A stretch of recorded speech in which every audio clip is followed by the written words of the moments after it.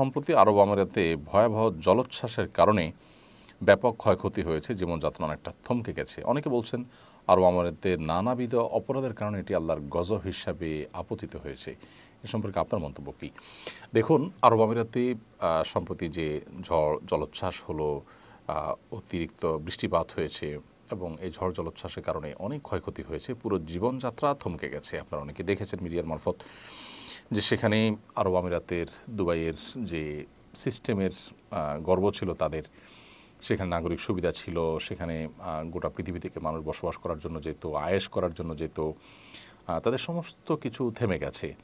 এবং পানি নিষ্কাশন ব্যবস্থাপনা যেহেতু সেখানে নাই, সাধারণত সেখানে ঝড় জলোচ্ছ্বাস হয় না, সেজন্য তাদের কাঠামো সেভাবে তৈরি হয়নি, যার কারণে খুব ভয়াবহ একটা পরিস্থিতির মধ্যে তারা পড়ে গেছেন। এবং পানি নেই, আপনার গ্যাস বিদ্যুৎ নেই, এরকম একটা পরিস্থিতিতে তারা পড়েছেন যেটা ইতিপূর্বে তারা পড়েননি কখনো।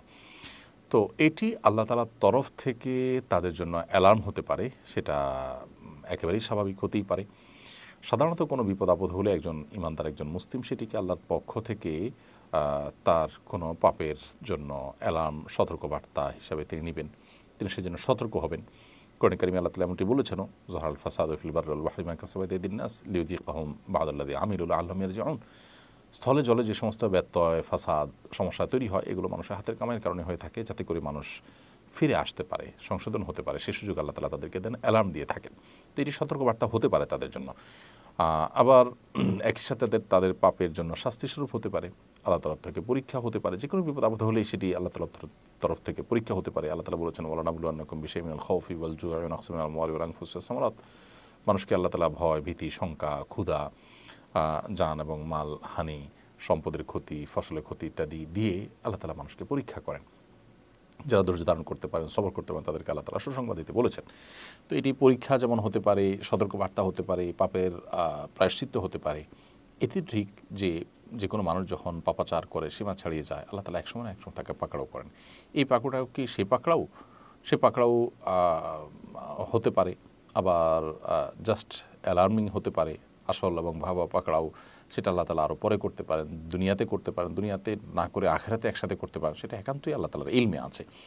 আসলে যে কোনো ধরনের বিপদ আপদ হলেই সেটাকে নির্দিষ্ট কোনো একটা ক্যাটাগরিতে ফেলে নিশ্চিত করে আমরা বলতে পারবো না এটা শুধুই পরীক্ষা, কিংবা এটা শুধুই আল্লাহর আযাব, শাস্তি হিসাবে আসছে।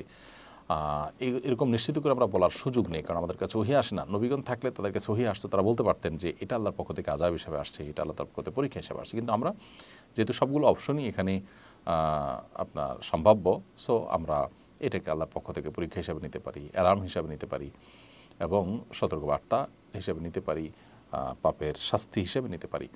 তিনটা সম্ভাবনাই কিন্তু এখানে থাকে, যার কারণে আল্লাহ তাআলার কাছে আমরা ইস্তেগফার করব। সেখানে যারা অবস্থান করছেন তারা ইস্তেগফার করবেন, আমরা যারা আছি তারা মজা না নিয়ে আমরা আল্লাহর কাছে ইস্তেগফার করব।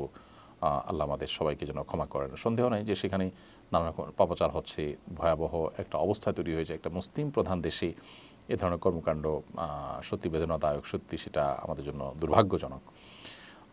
পৃথিবীর সবচেয়ে বেশি অপরাধীদের অভয়ারণ্য বা অপরাধ কর্মের সবচেয়ে নিরাপদ জায়গাগুলোর একটি মনে করা হয় সেটি আমাদের জন্য লজ্জার এবং দুশ্চিন্তার। আমরা দোয়া করি আল্লাহ তাআলা তাদেরকে সংশোধনের পথে ফিরে আসার তৌফিক দান করুন। এটাকে অ্যালার্ম হিসাবে নিয়ে তারা যেন সংযমী হন, তারা যেন সতর্ক হন। আল্লাহ তাআলা তাদেরকে সে তৌফিক দান করুন এবং গোটা বিশ্বের মুসলমানদেরকে আল্লাহ যেন হেফাজত করেন এবং তওবা করে আল্লাহর আনুগত্যের পথে ফিরে আসার তৌফিক দান করেন, আমরা সেই দোয়া করি। আস-সুন্নাহ ফাউন্ডেশন, উম্মার স্বার্থে সুন্নাহর সাথে।